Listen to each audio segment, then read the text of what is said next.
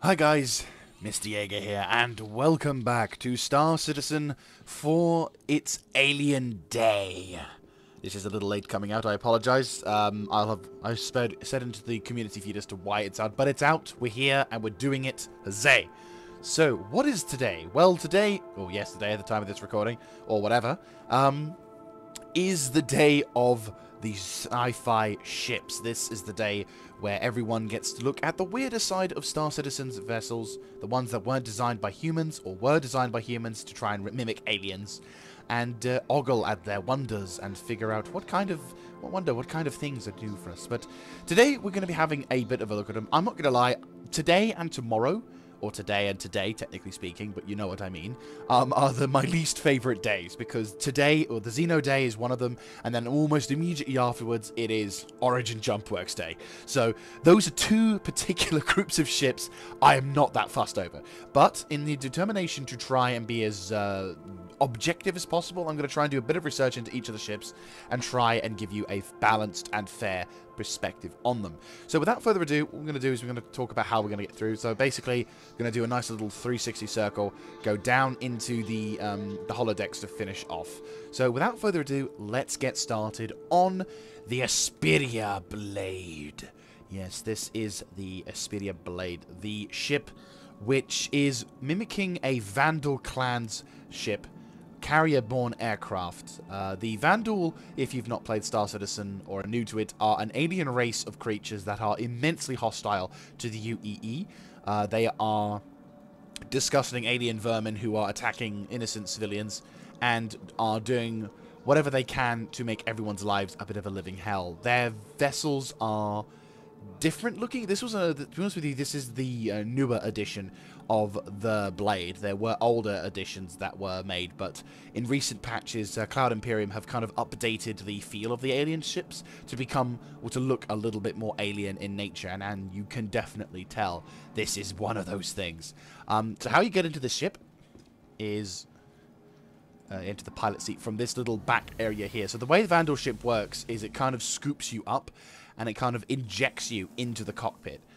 So you're in a sense laying down rather than sitting. So again, very alien designed philosophy, but you're a little bit closer to the cockpit. The view from the cockpit though is kind of bad. I'm wearing some heavy armor because I was doing a trip of training with BSI yesterday. The view is not that great. In comparison to many of the other ships out there, this will not be a good ship to have a view into. It's not. It looks kind of menacing. Obviously, it's meant to be menacing, but you know what I mean. It's a menacing style ship, but it's one of the sort of the more commonplace fighters. It has. Let's have a look. I think it was like size 2s. Yes, size 2 to 3s, I believe.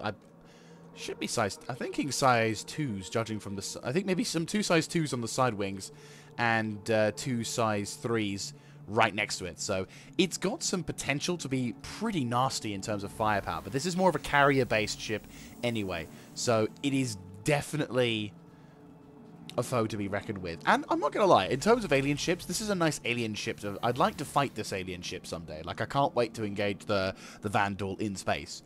The Vanduul are the creatures I'm waiting for in Star Citizen. Like, we've been talking a lot about, like, various alien races or whatever, but we've actually yet to see an alien in Star Citizen. So, if the Vanduul are the first alien race to be spotted in the game, I will very much appreciate going to fight them.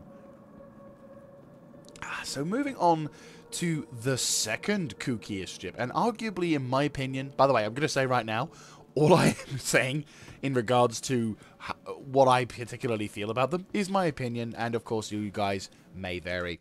So, this ship is the Kartual from the ship manufacturer AOPA. The Kartual is a funky designed ship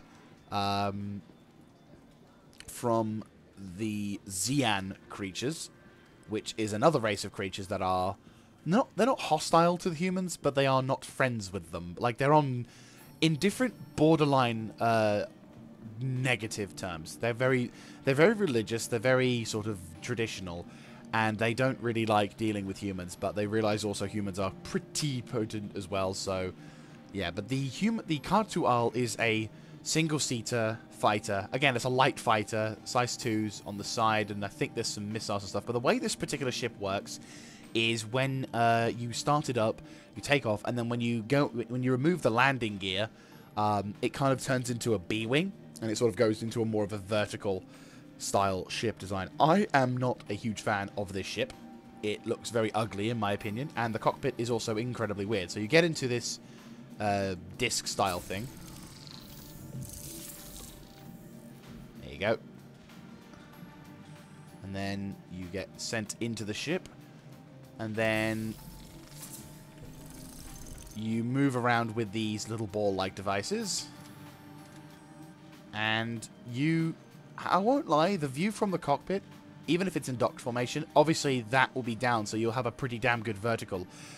You'll get a pretty decent view from the cockpit, though these giant sort of strut-like things are sort of cumbersome in the way, and I do believe they are still kind of there when your ship is vertical. But I've not seen many of these ships around in the verse, I'm not gonna lie, but at the same time they are there, and it's interesting. Again, it's very alien. I tend to lean to more, I'm slightly biased, I'm pro-human, so I'm kind of, whenever I see alien ships, I'm kind of naturally gonna be like, ugh, alien. But I won't lie, there are a couple of ships on this day that I actually do have an interest in, and there is actually an alien race that I do quite like. But yeah, so the Xi'an have their own little ships to bring to the forefront, and when we do inevitably see them in the future, we will probably see a bunch of these flying around, or whatever other alien ships that they may have available. So there you go. Two very strange and very, well, less strange for the Blade, but more strange for the Cartual. Moving on to the next alien ship, this is the Banu Defender. Now, the Banu Defender is the first of the first Banu ship to be introduced into the game, and you can tell the Banu are, well, apart from the fact that they make what they called, I tend to nickname the Happy Crab because of the cockpit designs and all that. I know there's other crab-like names for it. Horseshoe crab, I think, is a couple of other names they call it. All sorts of names for this particular thing, but generally speaking, this is a fighter. Like a light fighter, defender, or fighter. I wouldn't consider it officially. It's labeled as light fighter, but I would kind of consider it as a well. It's not super. It doesn't look like a light fighter, put it that way, in my eye. But it could be. I'm not too sure. Regardless, though, this fighter does come with a couple of interesting features. The first is it has the first hit scanning weapons of its kind. These little size 2s. Are known, there's 4 of them as well, which is menacing.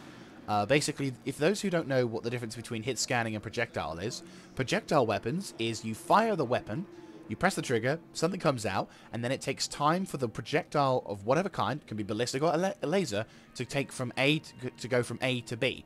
And so whenever it comes to shooting things, if it's moving, you need to lead the shot. Whereas with hit scanning, this thing literally only needs to have the sights on the ship, and it will hit the target. Now, this does, of course, come at the cost of some damage, of course, because let's face it, hit scanning weapons that do shit ton of damage is kind of broken. But if implemented in the correct manner, for example, I remember when this thing first came out, someone had bought the Banu Merchantman and swapped the guns out and put them on his arrow.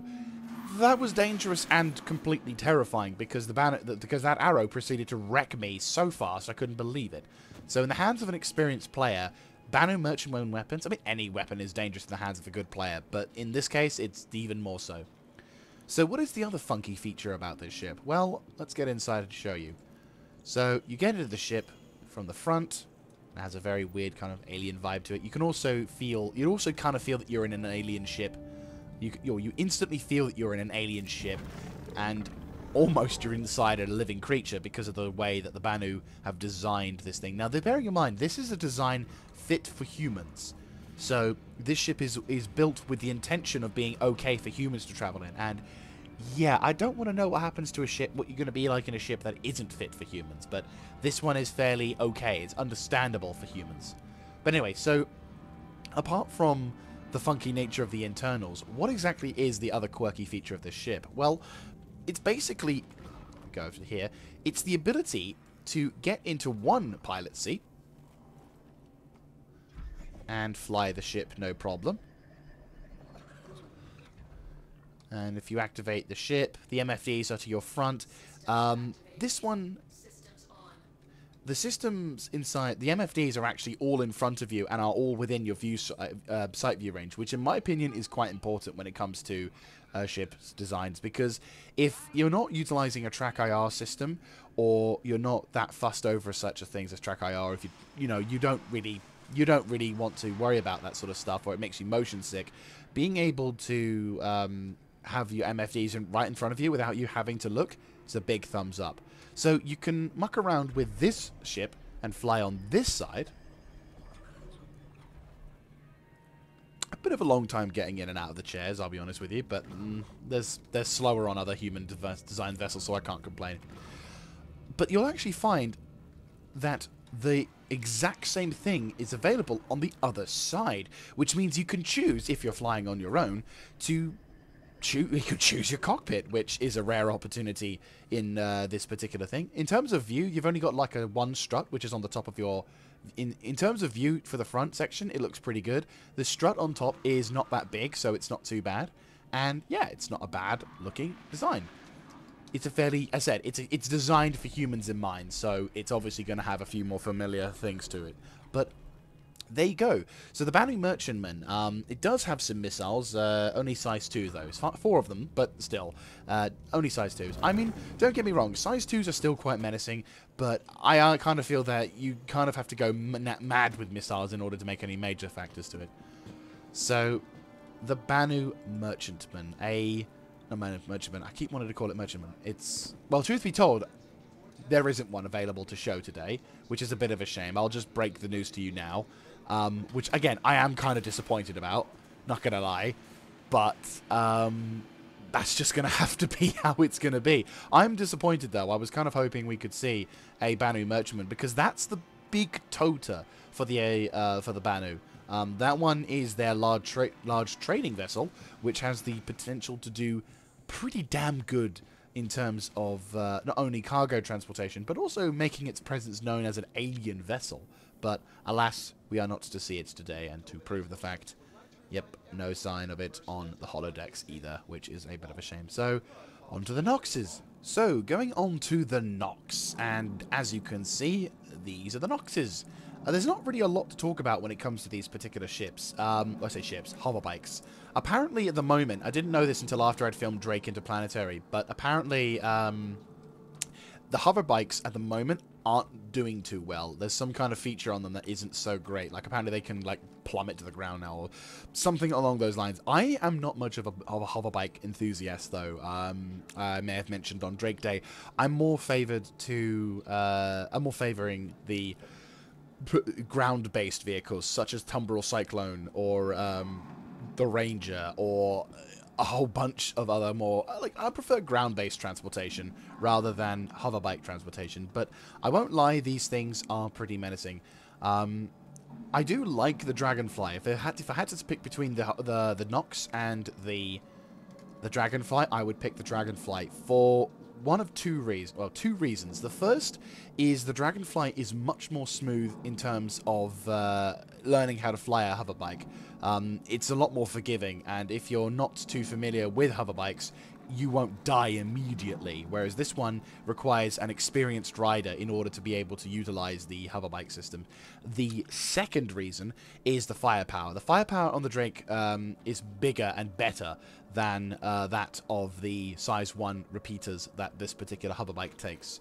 But apart from that, it's a pretty good vehicle, and if you enjoy your bikes and you're desperate to get something of a bike in Star Citizen, then this will do your job. But again, it's apparently suffering through a bit of a bad phase, so buyer beware is what I'll basically put out for that. So going over to the holodecks before we go back up to see the Prowler, let's introduce you to a new alien race, the Tavarin. So a bit of a backstory when it comes to the Tavaran. The Tavaran were a race of alien creatures, bird-like alien creatures, which used to be quite a potent race in the verse, and in fact actually duked it out with the UEE twice. Thankfully lost, but and sadly in the second attempt to win the second battle, well, the second war, which, to briefly summarize, I'm glancing over it immensely here. Basically, the first war was them attempting to put us down. Again, glancing over. It's a fantastic story to go into, by the way, just throwing that out there. But after we conquered them in the first war and sort of took over their home planet and sort of did all that jazz, the second war had a bunch of them attempt to reclaim their homeworld, and they formed this massive phalanx wall of ships, which resulted in our fleets not being able to get through their shields and promptly being destroyed. And it was only when they were kind of caught with their pants down trying to go through a jump gate that was too small for all of them to go in at the same time, did we finally get them to be destroyed. And I was trying to get them. Did we finally deliver a crippling blow, resulting in a lot of their fleet being destroyed and their higher-ups committing suicide over their home planet by burning up in the atmosphere? Now, the reason why I say all of this is because Tavaran culture has been more or less destroyed because of these two wars, and as such, they haven't really got many of their ships and other sort of stuff, and they're sort of, most of them are either pirates or wanderers or just not doing so well in human society. But Esperia is beginning to bring back some of the glory days of the Tavaran by bringing back their ships, which they started with the Prowler, which is the transport ship up atop, and now this ship, the Talon series. Now, the Talon series is a light fighter designed with a hit-and-run mentality, and as you can see by its design and its sort of coloring, it's very bird-like in its nature, and damn, does it have some good shit on it, I'm not gonna lie. Again, this is one of the races that I do kind of respect. So in terms of weapons, it's got two size 3 Deadbolt 3 cannons on a gimbal mount, and it's given two size 2 Tavaran missiles. Tavaran missiles, yes, 4 size 2... yeah, 4 size 2 Tavaran missile styles. That's literally what it says on the system. Unfortunately, there wasn't much intel about this sort of thing. So this particular ship has some pretty beefy cannons. Deadbolt 3s are pretty menacing in terms of damage for that, and that's the Daka variant of the ship. There is another variant of the Talon series. When this ship was unveiled back in Invictus Day, or near Invictus Day, it was touted as being a sort of a nice or retaliatory thing against human design. But if we go to the next ship in the line, you will find pretty much the same ship, but this one is known as the Talon Shrike, not Strike, as I kept calling it, Shrike, which takes away some of its guns, so it reduces the firepower of the gun side, and it takes away the two size 3s and instead has two size 1 deadbolts. But it instead has two size 3 missile racks with 24 size 3 missiles. Yeah, how this works, I don't know, but they're there. Somehow 24 missiles are inside this ship. That's fucking terrifying, because obviously we don't know how these missile systems will work, whether or not you can release one at a time, or whether you can release bursts of missiles, but suffice it to say, you have the option between the two, and for me, that's quite frightening, and I also am eager to fight this sort of ship in the future. Sadly, I don't think we'll be able to have any more Tavaran wars, but I'm sure at some point some alien race will try and take up the mantle and try and fight us with these ships, and I look forward to fighting them as well. But yeah, this is again, I can't lie, these ships are well designed. I like these ships. These ones look pretty damn good. I like the coloring and how the system kind of merged around, and the bird-like system as well to it. It's very awesome, very nice looking.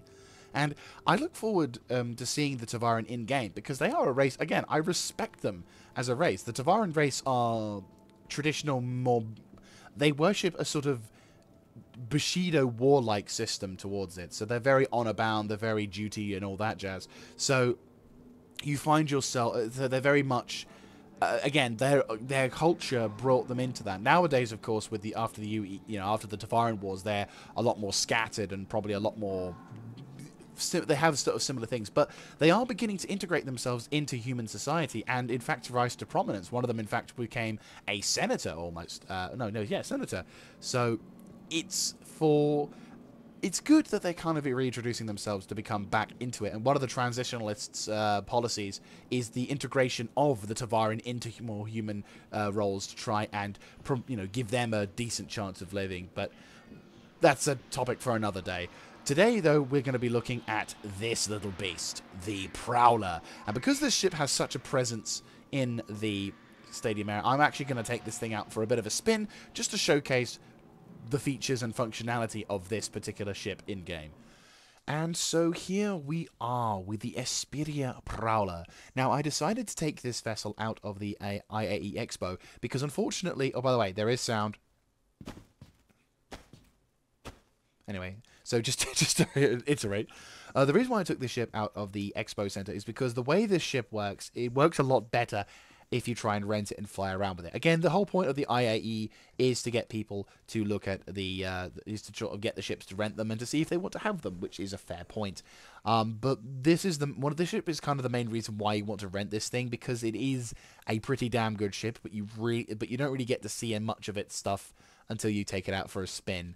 So this is the Xperia Prowler. This is a modernized edition of the famous Tavaran Prowler, utilized against us in against the UEE in the Tavaran conflicts. But this thing isn't just the concept of design and the point of this is that this is meant to be a dropship, but this isn't just a dropship. This thing has the potential to do some pretty potent firing and shooting and destroying of many ships that may stand against it. It's also quite a stealthy ship. You can tell by its design mechanics and the way its sort of the architecture is. It's probably not going to come up very high on the radars, and it looks pretty damn impressive. Again, this is one of the reasons why I like the Tavarans. Their architecture is pretty cool, and I like their sort of bird-like mentality towards it. It's really nicely designed. So how this ship works, we'll sort of look at the outskirts. So as you can see, this ship has sort of an arching, has an arch to them that sort of comes down towards this point. And the funky feature about this sort of engine, these engines that are VTOL designed, is that they come with these sort of feather-like barricades, which are actually designed to act as cover for the troops that will be coming out of these little side panel accesses, which you can open individually on the sides, but really it's about oh god, Blizzard. Really, it's they'll be opening for themselves once we get the power on for these sort of things. So they're both on each side, which is pretty nice. The landing gear is little tiny these little tiny poddy things that kind of come out when you're flying around, but you kind of want to activate the VTOL thrusters before you VTOL mode before you activate the landing gear, because I don't think it actually changes too much if you try and activate it before you activate the VTOL stuff. In terms of handling, she's a bit of a bitch when she's flying around. Like, if she can drop out the sky, but I think that's dependent on the planet, and there's probably a few optimization things. My God, it's blustery today, and you can't hear it because it's weird. This feels weird, but we'll get better. We'll get better into it. So there are two ways you can get into the ship. The first way is the more traditional crew-like mentality. You open it up, and the ladder comes out with a funky designing ladder. Or you can get in, this is my personal preference of getting in the ship, because you can sort of more quickly get into it. There's a there's like two zip lines here, or lines there, and you hit this button, and the rear hatch opens, and you can quickly get in, which is lovely. And you can close this door on the back with the flashing lights, and Bob's your uncle, you're sorted. Now, internally, there is a lot. This is, as I said, this is a dropship internally.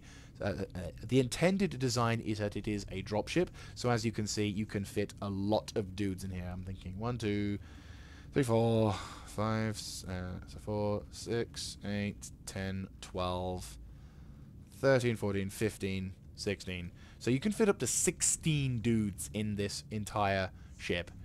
You can probably squeeze a few more in if you don't want them to be strapped in. But obviously, depending on how you want to travel about and whatnot jazz, you might want to consider doing that. Though the interesting thing about this design is that despite having 16 slots for people, you've only got about 4 weapon racks. Like a weapon rack for 4 guns. So unless that's more for the crew intended, You probably want to tell your guys to arm themselves up as much as possible with whatever they've got available, and then after that, that's pretty much the case. So, a slight downside, but then again, this ship is meant to drop people in and out. It's not really meant to help them set up on the front lines, so we'll see how things go for there. Now, this ship also has a nice little benefit. Has a co-pilot seat, and it acts like it actually acts like the Banu merchantman, in which you can actually fly from both sides. That's right. So if you're the only pilot of the ship, you can actually fly from this view, which is pretty cool. So the other really funky feature, which is why and then the main reason why I took this thing out of the Expo Center, is when you put the power on, this doesn't work.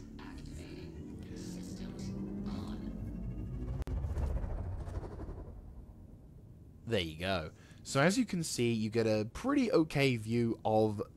You get a pretty good view of the environment around you. Obviously, because there's a whiteout at the moment, you can't really see much. But you can see... Of what you can see, there isn't a bad view, but it's not that great. The Tavaran way of flying around as well is kind of interesting. You've got all of the different... You can actually opt to turn the viewpoint on or off, but I'm kind of not... You're not really supposed to turn it off. As a co-pilot, you have access to the remote turret, but because we're in an armistice zone, we can't really use it, sadly. But there is the co-pilot's ability to use that. So that's probably what the co-pilot will be utilizing in combat. So if we leave this now, we'll let this keep going. So if we make our way towards investigating this thing, and you can see the lighting is much better. It looks really nice as you got like the shadows, and it feels like a very menacing sort of ship. And if I go to open up, we'll open up these things when I'm sort of on my way out of the ship. So for the pilot seat, you actually have to go up these funky ladders. By the way, the most funkiest ladder I've ever seen in my entire life. That's really funky and cool. This is a components access. Nothing really special about that, sadly. But if you go into the pilot seat, you get a much better view of your overall surroundings. There you go.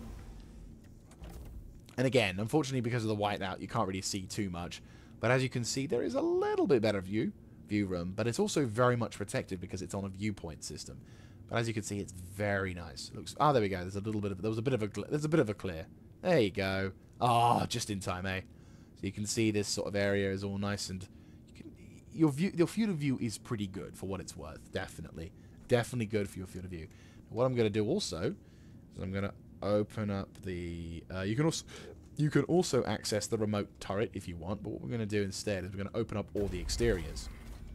Make our way out of the ship, because I think our timing is kind of working to our favor for once. So let's get out of this thing fairly on the quick. And quickly jump down. And as you can see, you have the ability for your guys to get out. They seemingly do have shields, so it does protect them from the internals. I don't know how much, if you shot into here, if people could get damaged or not, but we'll go with the assumption that they can still get damaged. But regardless, it's still a pretty cool feature. And we now get a chance to look at some of the weapons on this thing. And on the front of the ship, you see access to the ship has two pretty big reasons why it's quite menacing. Those are size 4 gimbaled cannons. So if you're a good pilot and you know what you're doing, you could remove the gimbals, and there you go. 2 size 5 cannons that could be fixed onto your ship. Not to mention, there is a turret system, which is a 1 size 5, which is on the top, which is what I've just shown you, of firing size 3 laser strike cannons. Pretty fucking menacing, to say the least. No missiles, sadly, but these deadbolt... But, you know, you can change the size 4 gimbals to size 5 fixed, and you probably could do yourself a nice bit of damage. One of the things in terms of the lore that was so famous about this particular ship is that this ship was so quick and fast it could fly into enemy territory, burst and destroy enemy targets, drop off some troops to do some even more damage, and then bug out before any UEE could respond effectively. So therein lies an absolutely fantastic piece of equipment, and why I really like the Prowler. It's a very, very nice sort of thing. So now that we've had a look at this particular vessel, let's wrap this episode up by giving her a bit of a fly out and also flying back towards the main area on our glorious little adventure. So, thank you very much for watching this. Let's just quickly get into this little ship. I'll close the internals and Bob's your uncle. So, yes, that's going to be it from me. I hope you have enjoyed this particular day. I will hope this episode comes out... Well, obviously this episode has come out later than I originally wanted it to. But at the same time, I kind of didn't like how this... Let's get this engine up. Close all exteriors. Alright, let's get going, shall we? Alright, cool. Let's take off and make our way across. So, that's a really nice location. I like this. This is a really nice location. Where am I? I gotta figure out where I am. Shubin Mining Center, SMO 013. Gotcha. I gotta remember this for future reference. That's a lot of rocks. Holy shit. Jesus Christ. So anyway, get rid of that, and boom, we are away. So this thing does feel a little heavy on this planet side, so you will have to sort of keep the cruise control up, and you will have to point the ship upwards, otherwise your vessel will tend to want to fall out the sky. But it is stunning. I like this ship. It's not. I'm not willing to own it. I'm not quite so fussed. I mean, I like this ship, but I'm not desperate to own it, because for me, I kind of like a dropship that has the ability to drop in vehicles as well as crew. But if I was more of a spec ops dude, this is probably going to be the ship I'd have for that. Definitely. But then again, this ship has some pretty potent weapons, so you never know. But no, so that's going to be it from me. I hope you guys have enjoyed. I hope you also enjoy the Origin episode that we're going to be releasing, and you can look forward to seeing the RSI episode the following day. So, thank you once more for watching. Have a good one, guys, and I will see you then. This is Mr. Jaeger signing out.